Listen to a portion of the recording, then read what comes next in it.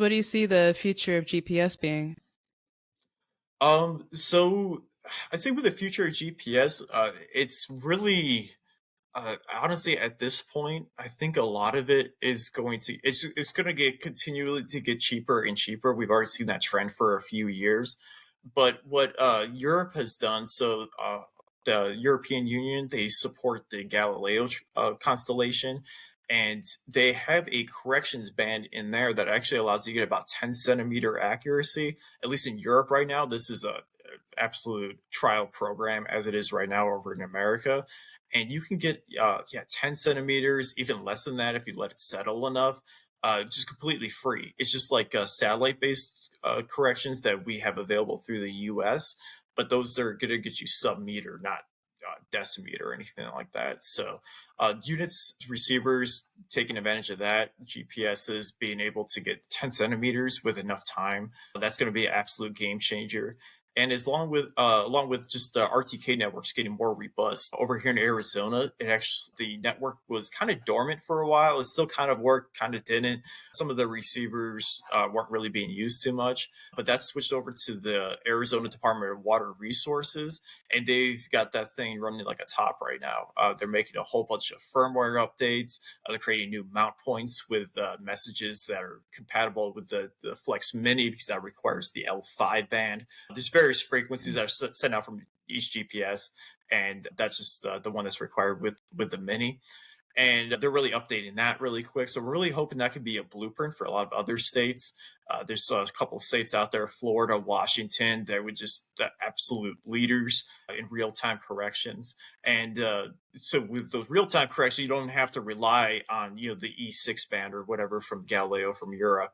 With these, if you can go ahead and stream an RTK connect correction, which you can do with any sort of cellular internet connection as long as you're within range, you can go ahead and get centimeter anywhere with a bunch of GPS receivers, including the Flex Mini. So it allows you to do some really cool stuff with very little. I would say, the whole landscape is developing pretty quickly, but yeah, accuracy is getting better and better, and the receivers are getting cheaper and cheaper. So definitely much more accessible than it was 20, 30 years ago, where you'd have to drop 20,000 plus dollars Mhm. on a full on survey grade base rover solution. More and more people can definitely jump into that without very high cost barrier of entry. Yeah. Is there anything in the GPS industry that you think could possibly be some sort of hindrance, or could might be something? I want to use a better word, but I can't think of anything, so I'm gonna say bad. Just something that could be like a bad influence on the GPS community. Bad influence. So, I mean, outside of like political considerations, because there are four main constellations, and two of those are from Russia and China, which at least with the U.S. over haven't been always on the most friendly terms. I would say, as far as adoption goes, and I think it's really it kind of blends into the narrative with the wider GIS world, is just really explaining why accuracy matters and why it's important that a lot of these state run networks stay up to date and uh,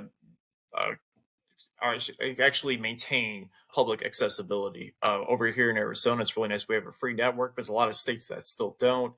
And so I think it's about kind of communicating the case. The easiest case to justify high accuracy is with any sort of buried assets, because once it goes under the ground, after you built it, Mm. you're going to either have to use a utility locator, but if you're just using a GPS, you're going to have to be accurate to at least within that width of the shovel to be able to find it again. But even beyond that, it's just as we kind of go into the digital twin over here, as Esri likes to put it, where we start trying to replicate our world one to one, use technology to help manage utilities or just cities in general. Accuracy gets more and more important. Having a nice public, free network that is being Mm. maintained and works properly is extremely important because it can be used by so many people and has so many positive externalities that it should definitely be implemented.